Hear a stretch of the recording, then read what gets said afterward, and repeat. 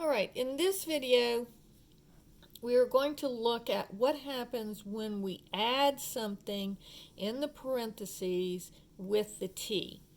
Now notice that what we're taking the sign of is t plus pi over 2. So the t plus pi over 2 is what I'm going to make equal to 0, pi over 2, pi, 3 pi over 2, and 2 pi. And again, it's 0, 1, 0, negative 1, 0. So it's just like everything that we've been doing before. Except for to get from here to here, I need to subtract pi over 2. So 0 minus pi over 2, pi over 2. Pi over 2 minus pi over 2 would be 0. Pi minus pi over 2 would be pi over 2. 3 pi over 2 minus pi over 2 would be 2 pi over 2, which is this pi. And then this would be 4 pi over 2 minus pi over 2 would be 3 pi over 2. So notice that what happens here is it looks just like it did before. I'm still going between negative 1 and 1, and my midline is still the x-axis. But instead of starting at the origin, it's being shifted over a negative pi over 2. So it's going to go here. It starts at the midline, so it goes here, then here, then here, then here, then back to the midline. So it still looks like the sine function, but it's been shifted over by pi over 2. So notice that if I look at this part, it actually looks like the cosine function. And we'll talk about that later. Because if I keep going and I draw this part of it, doesn't that look like the cosine function? So by shifting the sign over negative pi over 2, I get the cosine function. So that's kind of cool. So on here, what you're going to do is you're trying to find out what happens where we usually start at 0. What's happening to this? So what I'm going to do is I'm going to set what's in parentheses to 0.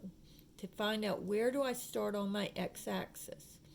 So I'm going to say t plus pi over 2 equals 0. And so I subtract pi over 2. And so my horizontal shift is going to be negative pi over 2. Okay? So if I have f of t is equal to the cosine of t plus pi, or let's make it minus pi, t minus pi. Well, what I'm going to do is I'm going to say t minus pi is equal to 0. So add pi to both sides and I get t is equal to pi. So my horizontal shift is going to be pi. Now notice that there's no number multiplied by the period. So this is still going to be, the period is still going to be 2 pi. You're just starting at a different place. So again, there's no change in the amplitude or anything like that. There's no shifts in the vertical direction, and there's no change in the period.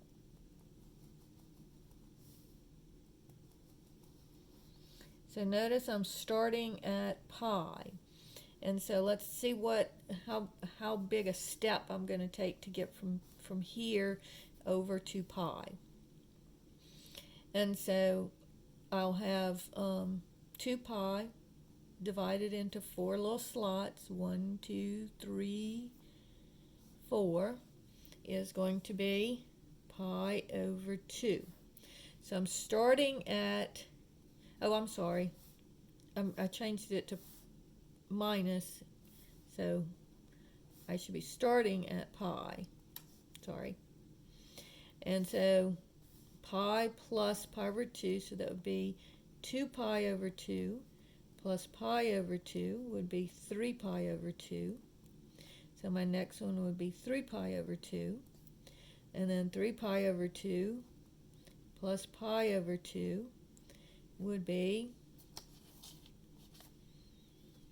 4 pi over 2, which is 2 pi. And that's where we normally end, but since we started further over, it's going to keep going. So I have to get four little parts here. So this will be 2 pi. So that's 1 part, 2 parts. And then I've got 4 pi over 2 plus pi over 2 will be 5 pi over 2.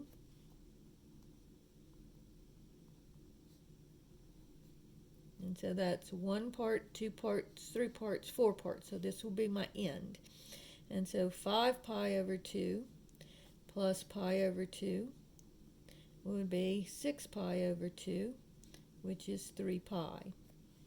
And notice that's what it should be, because if I start at pi and I go over 2 pi more, I'll be ending up at 3 pi. Now, this is a cosine function, so it starts at the top. So top, midline, bottom, midline, top.